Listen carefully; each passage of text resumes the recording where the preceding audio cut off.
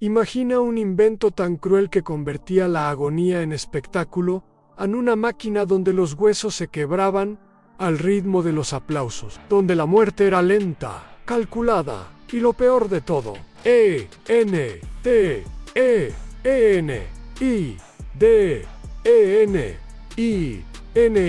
Esto no es ficción, es la rueda de la muerte, el arma de tortura más diabólica de Roma.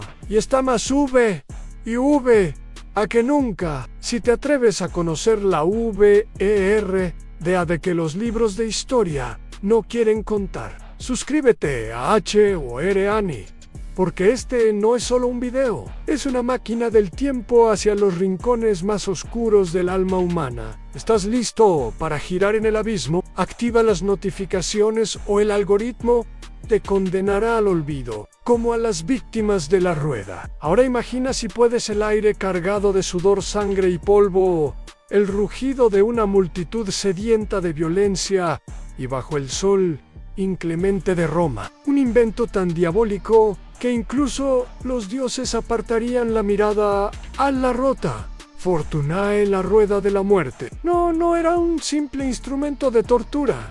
Era un espectáculo, una coreografía macabra diseñada para deleite de emperadores borrachos de poder y plebeyos hambrientos de crueldad. Roma, la ciudad eterna, la cuna de la civilización, también fue la madre de este horror giratorio, donde la agonía se convertía en entretenimiento y la muerte en arte. La rueda, un símbolo de progreso en otras manos, aquí se transformaba en una máquina de sufrimiento infinito. Un juguete perverso en manos de verdugos con toga. El condenado quizás, un esclavo rebelde, un cristiano obstinado o simplemente un pobre infeliz.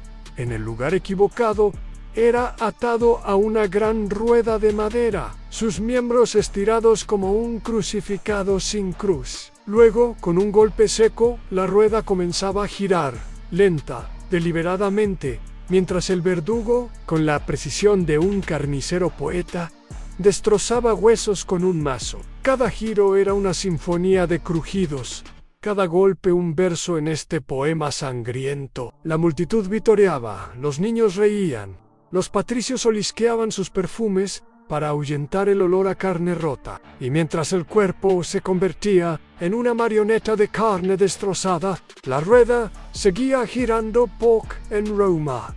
La crueldad nunca tenía prisa, pero lo más irónico no era el sufrimiento, sino la teatralidad del invento. Los romanos, tan orgullosos de su ingeniería, de sus acueductos y sus leyes, dedicaron su genio a perfeccionar el arte de hacer gritar a un hombre durante horas. La rueda de la muerte no era solo un castigo, era una declaración. El poder romano no solo te mataba, te desarmaba, te convertía en un espectáculo grotesco para recordarle al mundo que la rebelión, la herejía o la simple mala suerte tenían un precio, y ese precio se pagaba en huesos rotos y alaridos interminables. Pero no creas que la rueda de la muerte fue obra de algún verdugo borracho o un soldado con demasiado tiempo libre. No, este invento llevaba el sello de la eficiencia romana, esa misma que construyó caminos que duraron milenios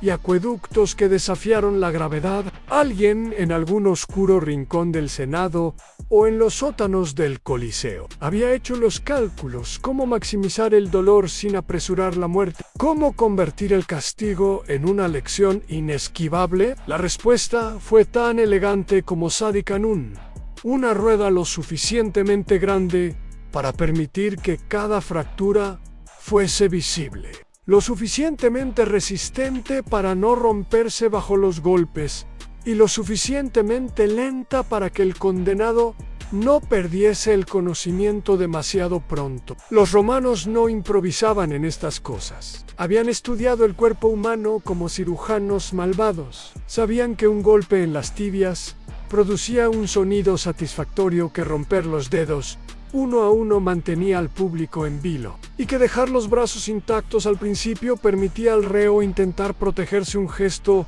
inútil que hacía reír a las masas. Era psicología aplicada, teatro interactivo, donde la víctima era a la vez actor y guionista de su propia destrucción. Y si el verdugo era hábil y siempre lo era, podía mantener al condenado consciente hasta el final. Cuando finalmente, quizás como un acto de piedad, un golpe certero al cráneo ponía fin al espectáculo. Pero lo más perturbador no era la rueda en sí, sino su legado. Porque Roma no solo exportó leyes y calzadas, sino también su afición por el sufrimiento ritualizado. La rueda viajó, mutó, se adaptó. En la Edad Media se convirtió en el eculeo, donde los herejes giraban hasta que sus huesos se dislocaban. En la Inquisición, los torturadores añadieron púas. ¿Por qué? ¿Por qué conformarse con romper huesos si también podías desgarrar la carne? Y así, siglo tras siglo, la rueda siguió girando, porque la humanidad nunca ha necesitado inventar nuevos horrores, solo mejorar los antiguos. Pero hablemos de ellos, ¿no? De los que giraron en esa rueda maldita, porque la historia no es solo sobre los verdugos, sino sobre los que callaron para siempre. Imagínalos a esclavos traicionados, cristianos que se negaron a quemar incienso a César, rebeldes que osaron levantar la voz, en un imperio que solo escuchaba el sonido de las espadas. Sus nombres se perdieron. Por supuesto, Roma no archivaba las identidades de los condenados, solo registraba el espectáculo. Pero sus gritos, esos sí, quedaron grabados en el aire como cicatrices. Había un arte en seleccionar a las víctimas. No cualquiera merecía el honor de la rueda. Un simple ladrón podía terminar crucificado o arrojado a las bestias, pero la rueda estaba reservada para aquellos cuyo sufrimiento debía ser ejemplar. Un gladiador que desertaba, por ejemplo. Roma invertía mucho en sus luchadores, y un traidor no podía morir rápido. Debía recordar a todos los demás el precio de la cobardía. O quizás un filósofo que predicaba ideas peligrosas. ¿Qué mejor manera de callar el pensamiento que reduciendo al pensador a un amasijo de huesos rotos? Y luego estaban los cristianos, esos testarudos fanáticos que se negaban a reconocer a los dioses romanos. Nerón los convirtió en antorchas humanas, sí, pero hubo gobernadores más creativos. Atarlos a la rueda tenía un simbolismo deliciosamente perverso.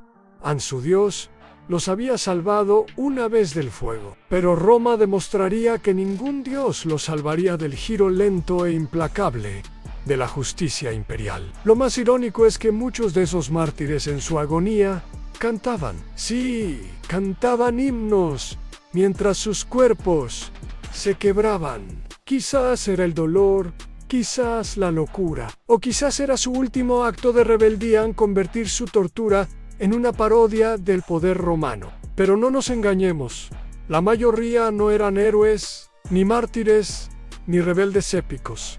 Eran simplemente gente, hombres y mujeres que tuvieron la mala suerte de estar en el camino equivocado cuando el imperio necesitaba un espectáculo. Y ahí reside el verdadero horror en la rueda. No discriminaban, solo giraba. ¿Cómo gira el universo? ¿Cómo gira la fortuna? ¿Cómo gira la risa de los dioses? Si es que existen. Ahora descendamos a los infiernos de aquellos que no solo diseñaron la máquina, sino que la operaban con manos firmes y sonrisas frías. Porque la rueda de la muerte no era un castigo automático, no era una simple herramienta, era un instrumento, y como todo instrumento, requería un artista. Y Roma, en su infinita perversión burocrática, tenía toda una clase de profesionales dedicados a este arte oscuro. Imagina al Carnifex, el verdugo imperial. No era un matón cualquiera, no.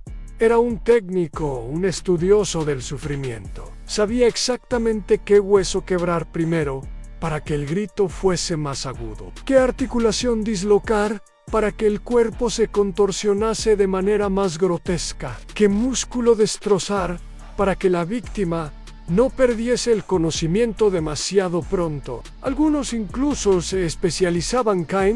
Estaban los que preferían comenzar por los pies dejando que el peso del cuerpo aplastara lentamente los tobillos ya rotos. Otros iniciaban por las manos, convirtiendo los dedos en una pulpa sanguinolenta, mientras el público aplaudía la precisión del trabajo. Pero lo más fascinante y repulsivo era su estatus social. En Roma el verdugo no era un marginado, sino un funcionario. Vestía túnica limpia, cobraba un salario fijo del erario público. Incluso tenía ayudantes que se encargaban de afilar las herramientas y limpiar la sangre entre ejecuciones.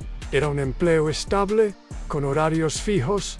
Por la mañana, quebra huesos; por la tarde, ir al termas a relajarse. Algunos hasta eran celebridades menores. La plebe los reconocía en las calles.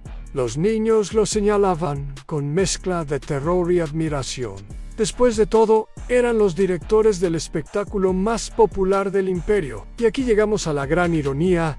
A muchos de estos verdugos no eran sádicos natos, eran burócratas del dolor. Cumplían órdenes, seguían protocolos, incluso tenían cuotas de eficiencia. Algunos, según cuentan las crónicas más sórdidas, hasta discutían técnicas durante las cenas, como chefs, comparando recetas. Si golpeas aquí, el sujeto aguanta 3 horas más, decían entre sorbos de vino. La normalización del horror era tal que, en las actas judiciales, la rueda aparecía mencionada con la misma frivolidad con que hoy anotamos reunión de equipo. Pero había uno, siempre hay uno, que trascendía la mera crueldad institucional.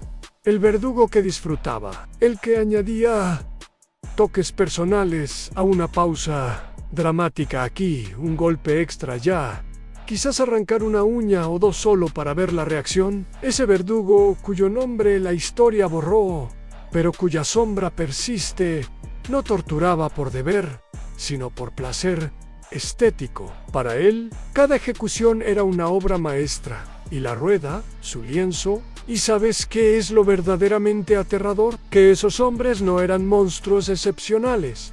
Eran romanos corrientes, padres de familia, devotos de los dioses, ciudadanos que pagaban sus impuestos. La misma sociedad que construyó acueductos y escribió leyes justas, también produjo a estos artesanos del tormento. Porque el mal rara vez llega con cuernos y tridente. Más a menudo, llega con toga y tablillas de contabilidad. No hubiera existido la rueda de la muerte sin su público. Roma no torturaba en secreto. Necesitaba testigos, necesitaba aplausos. Y aquí es donde la historia se vuelve incómodamente personal.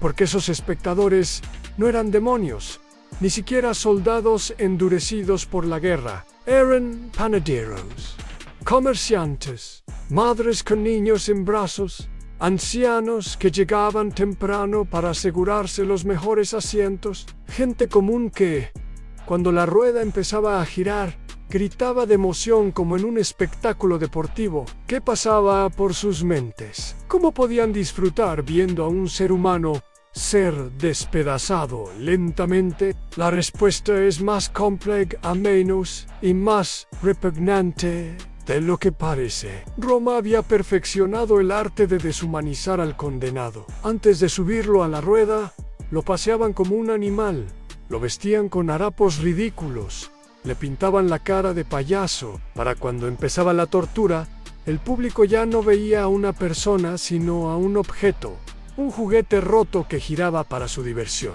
Y luego estaba el alcohol, toneladas de vino barato distribuido gratuitamente, el calor sofocante del mediodía, la presión social. Pero había algo más oscuro en juego en la jerarquía del sufrimiento. En una sociedad donde el 90% vivía en la pobreza, ver a alguien aún más miserable daba una sensación perversa de superioridad. Al menos no soy yo ahí arriba, pensaban mientras masticaban aceitunas. Los patricios, por su parte, asistían como quien va al teatro, con críticos que debatían la calidad técnica del verdugo. Igual que hoy, juzgamos a un chef estrella. El poeta Marcial incluso escribió epigramas elogiando una ejecución particularmente artística. Los niños eran los más inquietantes. Se les animaba a asistir como lección cívica. Aprendían anatomía viendo huesos romperse, lecciones de ley viendo ladrones gritar, religión viendo herejes retorcerse. Algunas fuentes mencionan juguetes en forma de rueda que los pequeños usaban para imitar las ejecuciones en el patio. La normalización del horror era completa, y luego estaban las apuestas. Sí, se apostaba sobre cuánto tiempo aguantaría el condenado, qué miembro se rompería primero, si cantaría o blasfemaría al final. Los prestamistas hacían negocio en las gradas. Los vendedores ambulantes ofrecían salchichas con forma de dedos humanos. Todo un ecosistema económico surgía alrededor del dolor ajeno. El colmo del cinismo llegaba cuando el torturado era un criminal real, un asesino, un violador. Entonces la multitud se autojustificaba se lo merece. Pero incluso esto era una mentira cómoda. En el año 38 después de Cristo, Calígula hizo girar en la rueda a un hombre que había robado un pañuelo en el pueblo.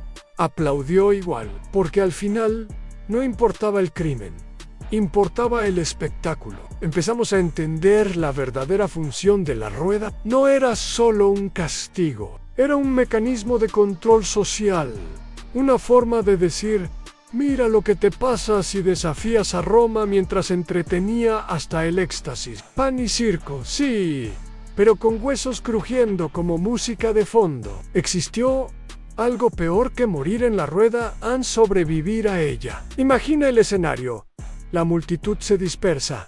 El verdugo limpia sus herramientas. Y allí queda eso an un amasijo de carne violácea y huesos astillados que todavía respira. ¿Qué hacía Roma con estas ruinas humanas? Aquí la crueldad alcanza cotas de un refinamiento casi poético.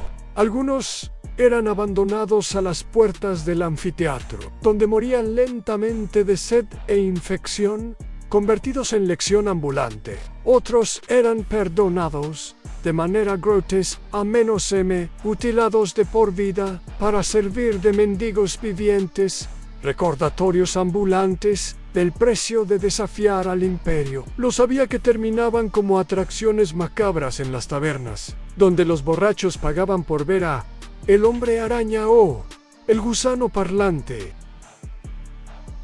Pero el destino más perverso estaba reservado para aquellos cuya resistencia física era tan notable que hasta impresionaba a los romanos. Estos eran premiados con trabajos en las minas o como remeros en galeras, porque qué mejor ironía que convertir a quien desafió el dolor en un esclavo del dolor eterno. Sus cuerpos rotos se convertían en máquinas de sufrimiento continuo, remando o picando piedra hasta que el corazón finalmente estallaba de agotamiento. Los registros médicos de la época describen el estado de estos supervivientes a infecciones gangrenosas, huesos que soldaban mal y se convertían en jaulas de dolor perpetuo, mentes destruidas por el trauma, hasta el punto de olvidar incluso su propio nombre. Galeno menciona brevemente a uno que seguía gritando «¡Para la rueda!» en sus pesadillas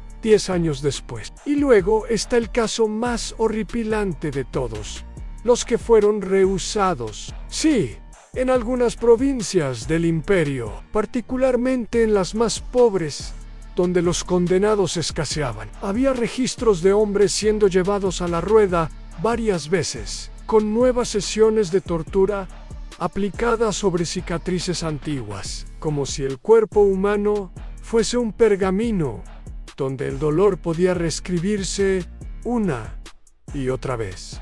¿Por qué permitía a Roma esto? Porque un superviviente era más útil que un cadáver. Un muerto se olvida, pero un lisiado gritando en la plaza sigue enseñando la lección día tras día. Era el marketing del terror en su forma más pura. Ahora pregúntate, ¿cuántos de estos espectros arrastrándose por las calles de Roma eran en realidad inocentes. ¿Cuántos criminales habían sido condenados por deudas impagables, por amoríos inconvenientes o simplemente por estar en el lugar equivocado cuando algún patricio necesitaba demostrar su autoridad? La rueda no distinguía entre culpables e inocentes, solo giraba. Pero incluso esto no era el fondo del abismo, porque ahora debemos hablar de lo que ocurría después de que el último estertor cesaba, cuando el cuerpo destrozado era finalmente cortado de la rueda. La muerte no era el final del espectáculo, solo el intermedio. La rueda dejaba de girar. El silencio caía como un manto pesado sobre el anfiteatro. Pero aquí, justo cuando crees que la historia ha tocado fondo, Roma demostraba que el ingenio humano para profanar la dignidad no tiene límites, porque un cuerpo destrozado por la rueda no era simplemente desechado. No se convertía en mercancía, en símbolo, en material didáctico. Primero venían los estudiantes de medicina. En una sociedad que prohibía la disección de cadáveres, los condenados eran la excepción. Galeno mismo confesó en sus escritos haber aprendido más anatomía observando cuerpos rotos por la rueda que en todos sus años de estudio. Los huesos astillados mostraban cómo se fracturaban las articulaciones. Los músculos desgarrados revelaban la elasticidad del tejido humano. Los médicos hacían cola para examinar estas obras maestras del verdugo, tomando meticulosas notas mientras palparían heridas aún calientes. Luego estaban los artistas. Escultores esbozaban las poses grotescas de los cadáveres para después recrearlas en estatuas de mármol que adornarían villas patricias. Poetas como Ovidio comparaban las extremidades dislocadas con ramas rotas por el viento, encontrando belleza en el horror. Hasta los arquitectos sacaban provecho. Un ingeniero llamado Vitruvio menciona en sus tratados como el estudio de cuerpos destrozados ayudó a comprender los puntos débiles en las estructuras de los puentes. Pero el verdadero espectáculo comenzaba cuando el populacho entraba en acción. En algunas provincias del imperio, especialmente en las Galias, se permitía a la multitud interactuar con los restos. Padres levantaban a sus hijos para tocar las heridas. Jóvenes arrancaban dientes o falanges como amuletos de buena suerte. Mendigos se abalanzaban sobre trozos de carne para revenderlos como remedios mágicos en el mercado negro. Existían protocolos oficiales para los cadáveres especiales. Los rebeldes políticos eran descuartizados y sus partes enviadas a diferentes provincias como advertencia. Los cristianos recalcitrantes terminaban sus miembros cocidos en ollas gigantes, mientras que los esclavos fugitivos podían ser embalsamados en posturas grotescas y exhibidos en las cuadras donde trabajaban. El colmo del cinismo llegaba con los reciclajes prácticos. Huesos rotos se molían para hacer cola animal. La grasa humana se usaba para engrasar las cadenas de los barcos. Y hay evidencia arqueológica que sugiere que algunas pieles fueron curtidas para hacer pergaminos donde se escribían precisamente las sentencias de muerte de otros condenados. ¿Y el alma? ¿Qué ocurría con esa parte intangible que los romanos llamaban ambra? Oficialmente, se les negaba entierro para que sus espíritus vagaran eternamente. Pero las inscripciones encontradas en lápidas clandestinas cuentan otra historia a madres que robaban trozos de sus hijos para darles sepultura en secreto. Esposas que pagaban a gladiadores para recuperar, aunque fuera un mechón de cabello de sus amados. Pequeños actos de rebelión contra la maquinaria deshumanizante del imperio. Pero no nos engañemos, por cada gesto de humanidad había 100 ejemplos de barbarie institucionalizada. Porque ahora debemos hablar del legado de la rueda, de cómo este invento romano sobrevivió al propio imperio y se reinventó a través de los siglos. El imperio romano cayó, sus ciudades se convirtieron en ruinas, sus leyes en polvo, sus dioses en mitos olvidados. Pero la rueda de la muerte, esa perversa invención, demostró ser más resistente que el mármol de sus templos. porque el verdadero poder de la rueda no estaba en su diseño de madera y hierro, sino en la idea que representaba Art, que el dolor podía ser industrializado, coreografiado, convertido en un lenguaje universal de control. En la Edad Media, la rueda resurgió con fervor religioso. Los verdugos ahora eran piadosos, rompiendo huesos por el bien del alma del condenado. La Inquisición española perfeccionó el arte. Añadieron púas internas para que cada giro desgarrara la carne, mecanismos de tensión para ajustar la intensidad del sufrimiento según la gravedad de la herejía. Los manuales de tortura de la época le dedicaban capítulos enteros, con ilustraciones detalladas que habrían hecho sonreír a los antiguos carnifex romanos. Pero fue en la Europa del Este donde alcanzó su máxima expresión técnica. Los boyardos rusos del siglo XVI crearon la rueda de Pedro, una monstruosidad de metal que no solo giraba, sino que se elevaba y descendía sobre el cuerpo del condenado. Iván el Terrible, en un arranque de creatividad macabra, ordenó construir una versión gigante en la Plaza Roja que podía procesar hasta 10 personas simultáneamente. Los registros dicen que algunas víctimas sobrevivieron 3 días en este ingenio mejorado. La Revolución Francesa, irónicamente, no eliminó la rueda, la democratizó. Lo que antes era herramienta de reyes, ahora servía a la voluntad del pueblo. En Lyon, los revolucionarios ataban a los aristócratas a ruedas de carreta y los hacían rodar cuesta abajo hasta estrellarse contra los muros de la ciudad. Era la versión fast food del tormento antiguo, a misma crueldad, menos tiempo de preparación. Y aquí llegamos al giro más perverso de todos, en pleno siglo XIX, cuando las naciones civilizadas abolían oficialmente la tortura. La rueda encontró nuevos usos médicos. Los primeros psiquiatras experimentaban con versiones modificadas para tratar la histeria. Las prisiones inglesas instalaban ruedas de molino, donde los presos caminaban horas infinitas.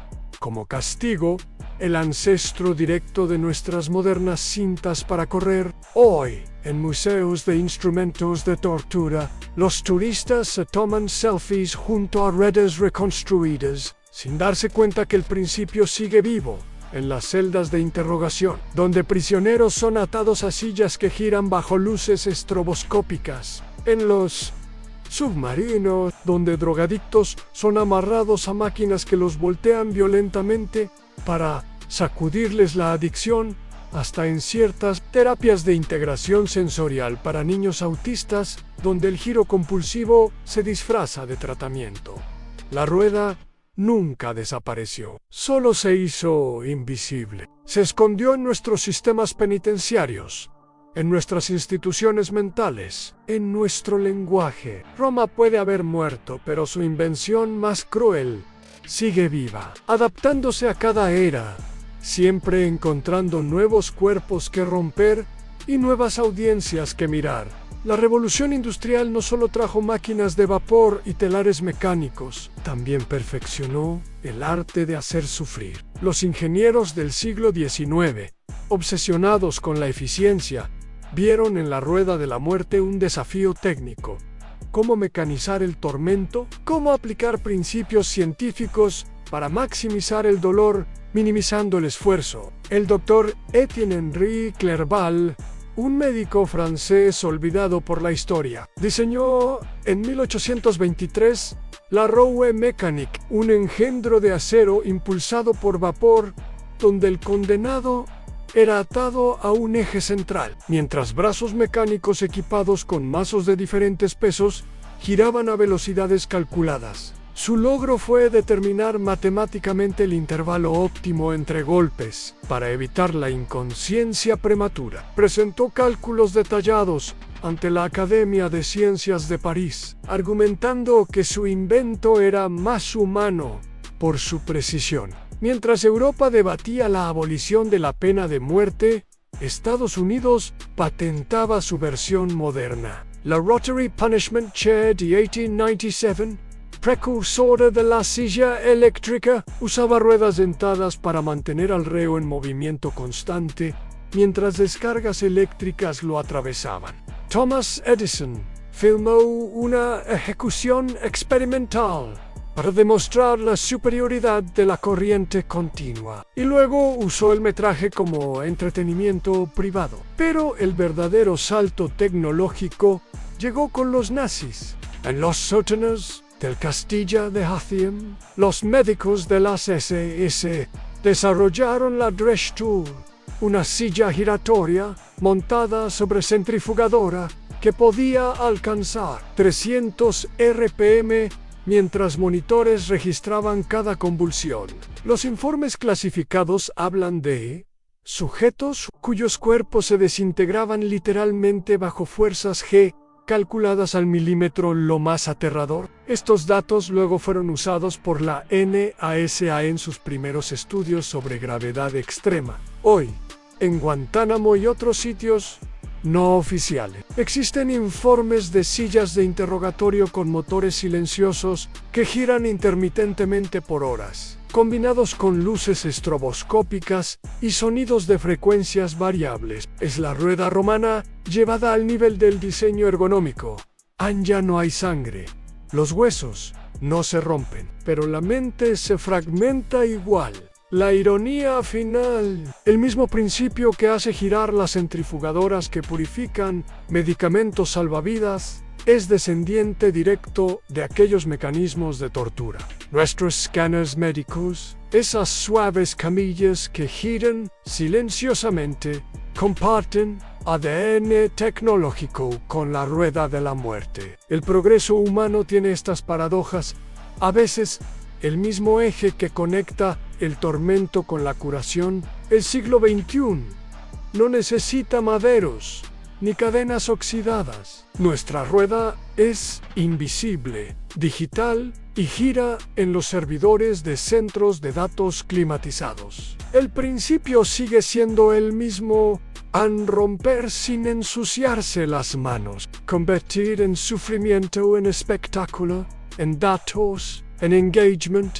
Bienvenidos al circo postmoderno, donde cada like es un latigazo virtual y cada viralización una piedra arrojada al proscenio. Las redes sociales son nuestra nueva arena. Los algoritmos que alimentan el odio no son tan distintos de los editores romanos que programaban combate. Saben exactamente qué contenido inflama las pasiones, qué tipo de dolor atrae más clics. Los condenados ya no son esclavos o cristianos, sino influencers caídos en desgracia, políticos linchados en hilos virales, adolescentes acosados hasta el suicidio. La turba sigue siendo la misma, solo cambió el decorado.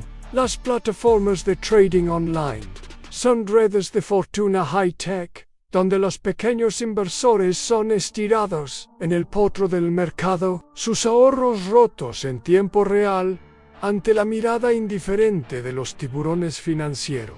Los juegos free-to-play, con sus mecánicas de recompensa variable, son herederos directos de las apuestas en el Coliseo. Dopan los cerebros con la misma precisión con que los verdugos dosificaban el dolor. ¿Y qué decir de las cámaras de tortura modernas? En los sweatshops, donde trabajadores fantasma en Venezuela o Filipinas moderan contenido traumático por centavos la hora, humanos convertidos en filtros vivientes para el horror, girando en turnos eternos frente a un torrente de violencia real que les carcome la psique. Son los nuevos condenados a la rueda, no sus cuerpos, sino sus mentes las que son quebradas sistemáticamente. Hasta la medicina tiene su versión 2.0 en ciertas clínicas de desintoxicación. En algunos países usan plataformas giratorias combinadas con descargas eléctricas y drogas para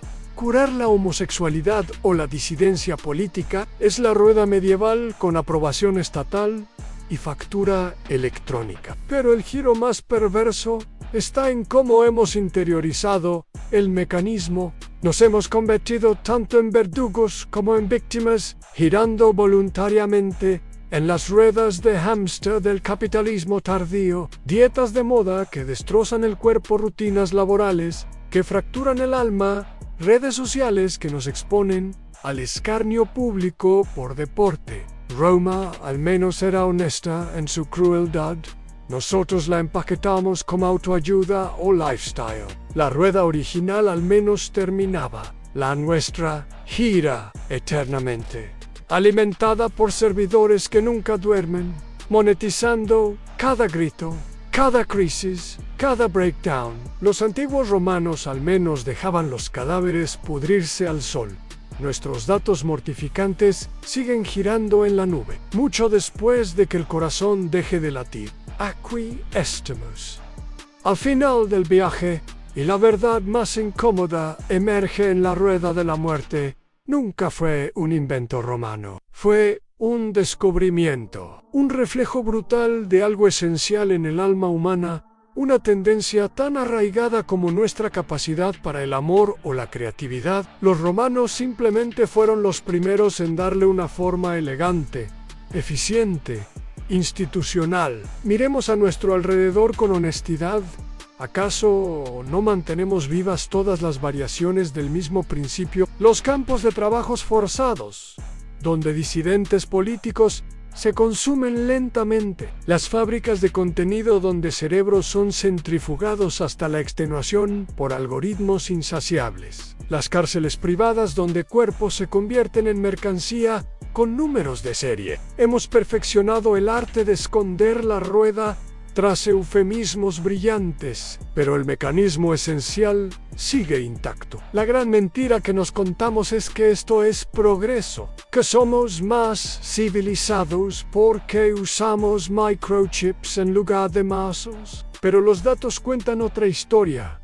Nunca antes tantos humanos habían sido sometidos a formas tan sistemáticas de tortura económica, psicológica, digital. La rueda globalizada no discrimina por raza, género o nacionalidad, solo gira, alimentada por nuestro silencio cómplice y nuestro apetito infinito por espectáculos crueles disfrazados de entretenimiento. Hay un momento revelador en los archivos del Coliseo, una nota marginal donde un contable cuestiona el gasto en leña para quemar cadáveres. Propone usar los cuerpos de los condenados para alimentar a los animales del circo optimizando recursos. Ese mismo espíritu hoy habla en juntas directivas que calculan cuánta angustia laboral puede soportar un empleado antes de volverse improductivo, o en plataformas que ajustan sus algoritmos para explotar justo el límite antes del colapso mental. Pero aquí está el giro final.